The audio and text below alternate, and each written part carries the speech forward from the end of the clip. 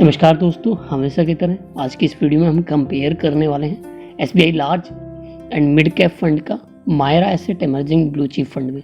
ये भी लार्ज और मिड कैप फंड है, दोनों ही सेम फंड है, लार्ज और मिड कैप कैटेगरी के हैं, इक्विटी के हैं।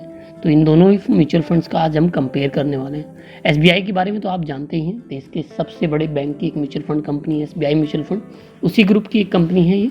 वहीं Mirae asset emerging blue chip fund की बात करें तो ये मायरा एसेट इमर्जिंग कंपनी है, उसका एक ब्लू चिप फंड है, उसकी आज हम कंपेयर करने वाले हैं। 2007 में इस कंपनी का इनकॉर्पोरेशन हुआ था, 2007 में ये कंपनी बनी और तब से लेके इसने अभी तक अपने निवेशकों को शानदार रिटर्न दिया है अपनी सभी स्कीमों में। बहुत अच्छा फंड माना जाता है ये हर कैटेगरी में। अगर इसकी वीआरओ वैल्यू रेटिंग रिसर्च की बात करें तो वो भी काफ़ी शानदार है, इसकी सभी स्कीमों की अच्छा रिटर्न भी दिया है लंबे समय। तो आज इन दोनों ही फंड्स का हम कंपेयर करने वाले हैं।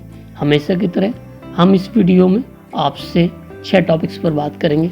फंड ओवरव्यू, रिटर्न क्या है, रिस्क मेजर्स, पोर्टफोलियो क्या है दोनों ही म्यूचुअल फंड्स का, बाकी फंड्स की डिटेल्स, और लास्ट में हम कैलकुलेट करके देखेंगे कि अगर हम दोनों में कंपेयर करके इन दोनों में कि किसके थ्रू हम लंबे समय में एक अच्छा फंड अपने लिए बना सकते हैं।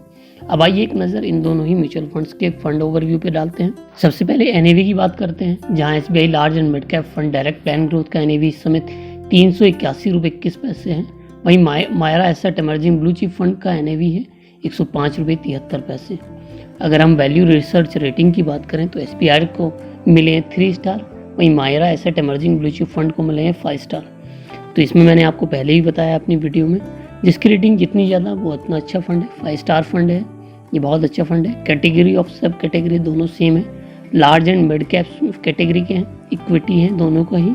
अगर आप फंड एज की बात करें जिस समय से हम कंपेयर कर रहे हैं, वो जिस डाटा के थ्रू हम 8 साल 11 मंथ पिछले 8 साल 11 मंथ से इस दोनों ही म्यूचुअल फंड का हम कंपेयर कर रहे हैं। फंड साइज की बात करें तो SBI large and mid cap जहां 5,368 करोड़ रुपए का इन्वेस्टमेंट लोगों ने कर रखा है SBI large and mid cap में, वहीं 21,635 करोड़ रुपए अभी तक लोगों ने Mirae asset emerging blue chip fund में इन्वेस्ट किया हुआ है। अब आइए इनका रिटर्न्स की बात कर लेते हैं। 3 महीने के रिटर्न्स में जहां एसबीआई ने 4.04% व मायरा एसेट ने 0.48% का रिटर्न दिया है। 6 महीने में 11.89% एसबीआई ने, 13.02% मायरा एसेट ने। 1 साल की बात करें तो 41.03% एसबीआई ने, 43.37% मायरा एसेट ने। वहीं 3 सालों में 21.86% एसबीआई ने, वहीं मायरा एसेट ने 28.1%। 5 सालों की बात करें तो 17.93% एसबीआई ने, वहीं 22.76% मायरा एसेट ने रिटर्न दिया है। अगर हम देखें जब से ये फंड बनाया है सिंस एक्सपेंशन से, तब से एसबीआई ने 17.66% तक का रिटर्न दिया है, वहीं मायरा एसेट ने 25.28% तक का रिटर्न दिया है।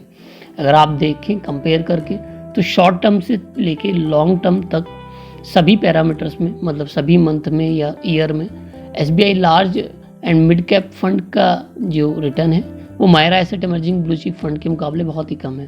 तो इस रिटर्न के में देखा जाए तो Mirae asset emerging blue chip fund SBI large and mid cap fund से काफ़ी अच्छा है। अब आइए एक नज़र रिस्क मेजर्स पर डाल लेते हैं।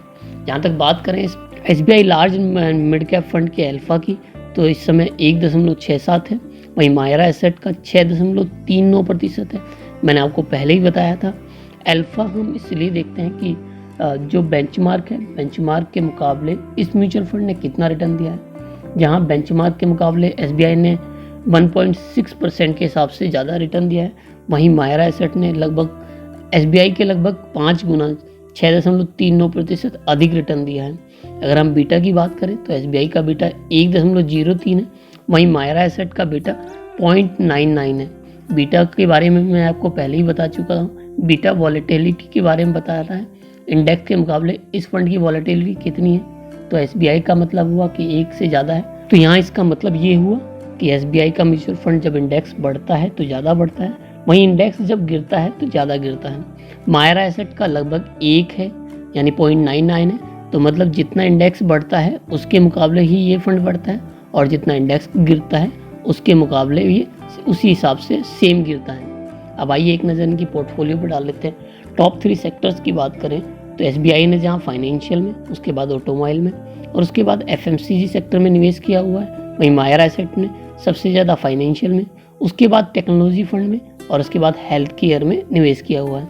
अगर हम टॉप 5 होल्डिंग्स की भी बात करें तो टॉप 5 होल्डिंग्स में एसबीआई के पास page industry limited, ICI bank limited, HDFC bank limited, state bank of India, Bhartiya Airtel limited के टॉप 5 स्टॉक होल्डिंग्स में इन्होंने निवेश किया है। वहीं मायरा एसेट ने आईसीआईसीआई बैंक लिमिटेड में, उसके बाद एचडीएफसी बैंक लिमिटेड में, उसके बाद इन्फोसिस में, उसके बाद एक्सिस बैंक लिमिटेड में और उसके बाद स्टेट बैंक ऑफ लिमिटेड में।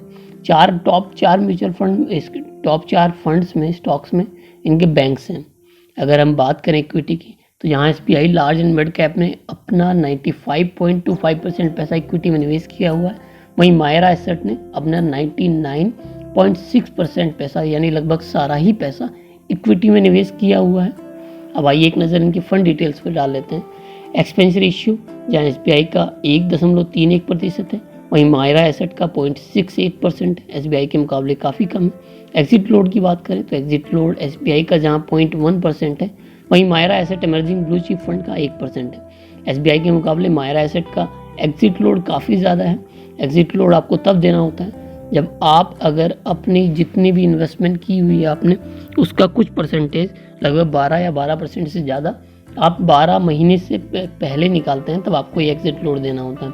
कोई लॉक इन पीरियड नहीं, दोनों ही म्यूचुअल फंड्स में आप कभी भी पैसे निकाल सकते हैं या जमा कर सकते हैं।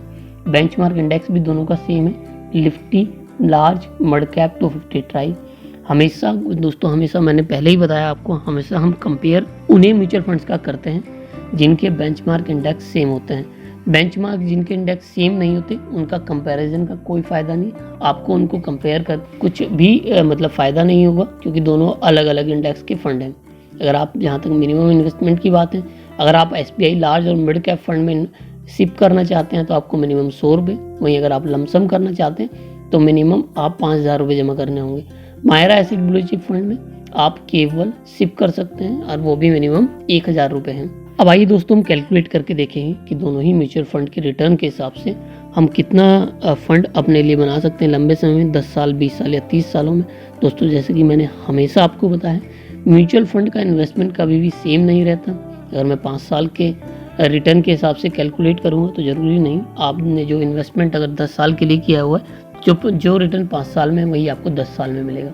लेकिन मैं आपको एक रेंज के थ्रू, यानी कि मिनिमम कितना रह सकता है, 15% रह सकता है, तो आप कितना फंड अपने लिए लंबे समय बना सकते हैं। अगर आप मैक्सिमम 25% रहता है तो आप कितना फंड अपने लंबे समय में या शॉर्ट टाइम में अपने लिए बना सकते हैं, ये कैलकुलेशन करके दिखाऊंगा। अब मान के चलते हैं कि 500 रुपये हम हर महीना 10 साल तक इन्वेस्ट करते हैं, जहां हमारा रिटर्न रहता है 15%। तो इस कंडीशन में जो टोटल वैल्यू हमें मिलेगी वो मिलेगी पूरे 1,39,329 रुपये। वहीं अगर हम ये जो इन्वेस्टमेंट है लगातार 20 सालों तक करते हैं, इस कंडीशन में जो टोटल वैल्यू होगी वो होगी पूरे 7,57,977 रुपये। वहीं अगर हम 30 सालों तक निवेश जारी रखते हैं 500 रुपये हर महीने, रिटर्न भी सेम ही है, तो इस कंडीशन में जो टोटल वैल्यू होगी वो होगी पूरे 35,04,910 रुपये।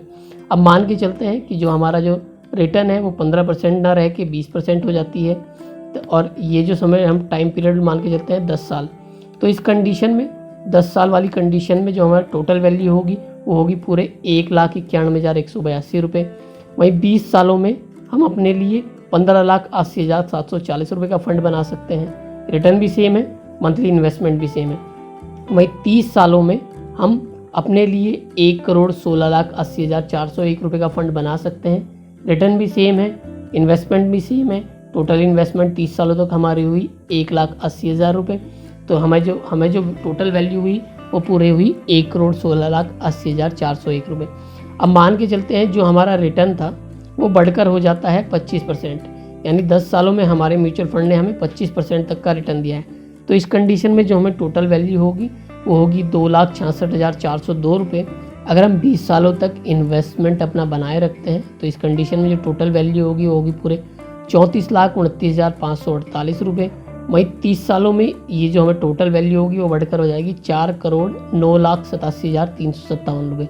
मंथली इन्वेस्टमेंट सेम है, रिटर्न 25% सेम है, टाइम पीरियड बढ़ गया है, बस 30 साल हो गया है। अब बहुत सारे म्यूचुअल फंड ने आपको 30% तक का रिटर्न भी दिया है। तो इस कंडीशन में अगर हम 10 साल तक अपने म्यूचुअल फंड को जारी रखते हैं 500 रुपये सिप के साथ, तो 10 साल में आप 3,76,342 का फंड बना सकते हैं।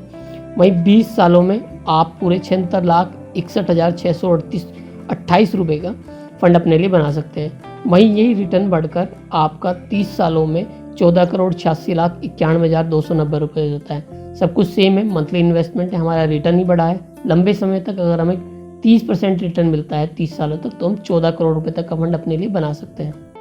अब आइए एक बार हम 1,000 रुपये पे कैलकुलेट करके देख लेते हैं। अगर रिटर्न 15% रहता है तो 10 सालों में हम जो टोटल वैल्यू होगी हमारी होगी 2,78,657 रुपये। वहीं अगर हम 15 सालों तक ये इन्वेस्टमेंट बनाए रखते हैं तो हम 6,76,863 रुपये तक बना सकते हैं। वहीं अगर हम 20 सालों तक ये रिटर्न बना के रखते हैं तो इसके लिए हमें जो टोटल वैल्यू मिलेगी वो मिलेगी पूरे 15,15,955 रुपये। वहीं 30 सालों में जो फंड वैल्यू हमारी बढ़कर हो जाएगी वो हो जाएगी पूरे 70,09,821 रुपये। रिटर्न 15% है, मंथली इन्वेस्टमेंट 1,000 है।